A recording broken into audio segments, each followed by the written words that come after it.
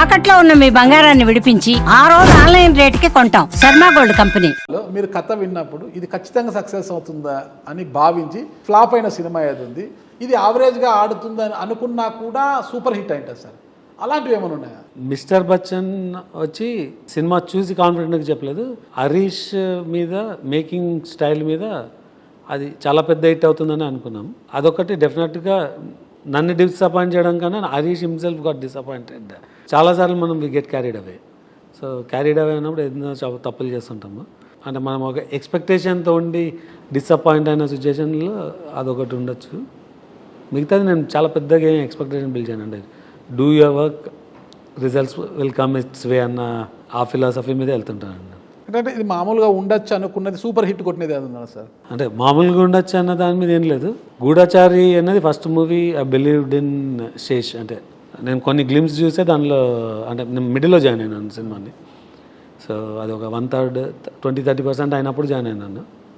అప్పుడు we Ryan the production. ప్యూర్గా Sesh passion అంతకుముందు క్షణం సినిమా చూడడం కానీ, దెన్ తను చూపించిన 1 or 2 గ్లిమ్స్ మీద అది బిలీవ్ చేసి వెళ్ళాను. అది అంత మంచి పేరు వస్తుంది అన్నది అంటే వి డిడ్ంట్ ఎక్స్పెక్ట్. అంటే it gave us a lot of అంటే నేమ్ అండ్ ఫేమ్. మేము ఏమీ కష్టపడకుండా డబ్బులు సంపాదించిన సినిమా ఓ బేబీ అండి. ఏమి చేయడం అంటే దాంట్లో ఏమి ఎక్కువ ఇన్వెస్ట్ చేయలేదు. Correct sir. So simple story చాలా బాగుంది. అలా షార్ట్ స్పాన్ ఒక 4 monthsలో తీసిన cinema it gave a extraordinary result. అతి తక్కువ సమయంలో తీసిన మూవీ, అతి ఎక్కువ సమయంలో తీసిన మూవీ అయితే సార్ చెప్పలేను మీకు. ఒక సినిమా మౌంట్ చేయడానికి ఒకటి 1 or 2 years 3 years అవుతుంది. ఇప్పుడు రణమన్లా ఉంది 4 years నుంచి అనుకుంటున్నాం. ఇప్పుడు మౌంట్ చేస్తాం. చాలా షార్ట్ పీరియడ్లోనే మూవీ కంప్లీట్ చేసి ఉంటారు సార్. ఏది షార్ట్ పీరియడ్ కంప్లీట్ అయింది బ్రోనే. అంటే స్టార్ట్ చేసి అంటే ప్రొడక్షన్ స్టార్ట్ చేసి ఫినిష్ చేసింది అది. బట్ దాని ప్లానింగ్ చాలా 2 years ముందు నుంచే 1.5 సెట్స్ మీదకి వచ్చిన తర్వాత షార్ట్ పీరియడ్లోనే కంప్లీట్ అయింది అది బ్రో అండి. బ్రోనే అంటే ఫిబ్రవరి ఎండ్కి వచ్చింది, July 28th రిలీజ్ అయింది సార్. ప్రభాస్ గారితో సినిమా తీయబోతున్నారు రాజా.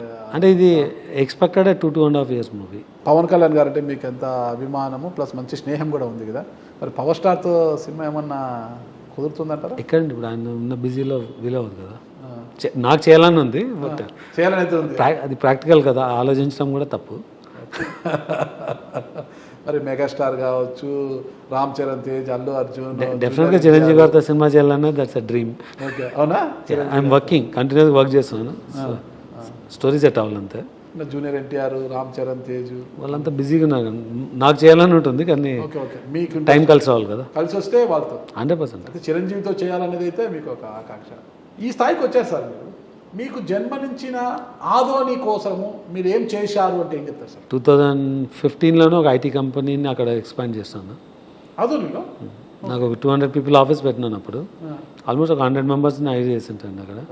బట్ ఆ టైంలో రిటైన్ చేయలేకపోయినా, ఇప్పుడు మరి దాన్ని రివైవ్ చేసి ఇప్పుడు ఒక 250 people ఉంటారు నాకు ఆదోనిలో. సినిమా ఇండస్ట్రీని నెక్స్ట్ ఇయర్ 2 సినిమాలు తీస్తున్నాను ఆదోనిలో.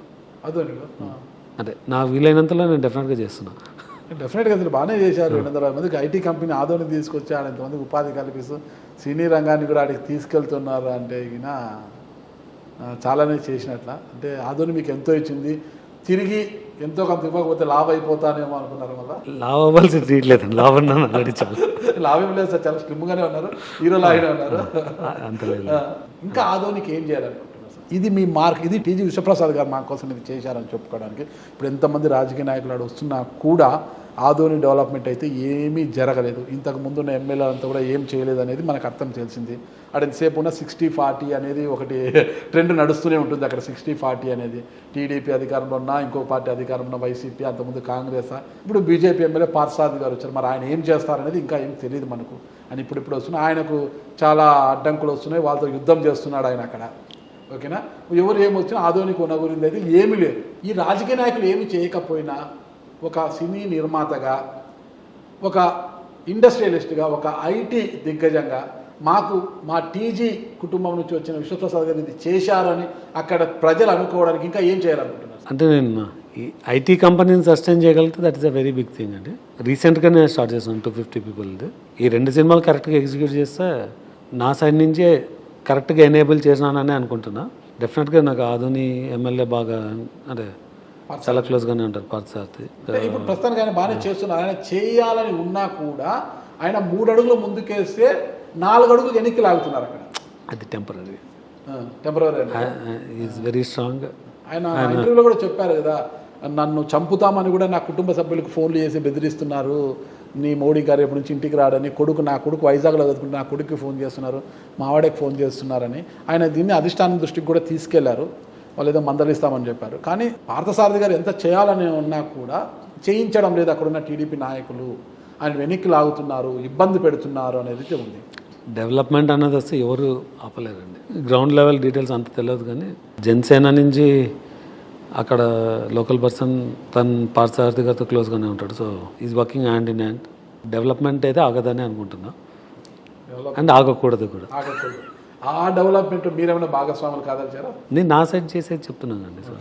సార్ అంతా బాగానే ఉంది, సినిమాలు తీస్తున్నారు అంటే సినిమాలు ఇలా రెగ్యులర్గా తీసుకుంటూ పోవడమైనా కథలు వస్తాయి, కథలు వినడము, మళ్ళీ మీ టీముకు చెప్పడము, సినిమా చేయడం, డైరెక్టర్ని చూసుకోవడం, సినిమాలు చేయడం, రిలీజ్ చేయడము, ఇంతేనా? లేదంటే ఏమైనా సినీ రంగంలో కొత్త కొత్త ప్లాన్స్, మీ వే ఆఫ్ స్టైలు, మీ ఎలా ఉంటుంది, అప్రోచ్మెంట్ ఎలా ఉంటుంది, ప్లాన్స్ ఎలా ఉంటాయి, స్టూడియోస్ విషయంలో ఎలా అడుగులు వేస్తుంటారు, ఏంటి సార్ అసలు? బేసిక్గా నేను పీపుల్ మీడియా ఫ్యాక్టరీని ఒక ఎంటర్టైన్మెంట్ ఎకో సిస్టమ్లా బిల్డ్ చేయాలన్నది ప్లాన్ అండి. అంటే జస్ట్ ఒక ప్రొడ్యూసర్గా సినిమాలు తీయడం అని కాదు.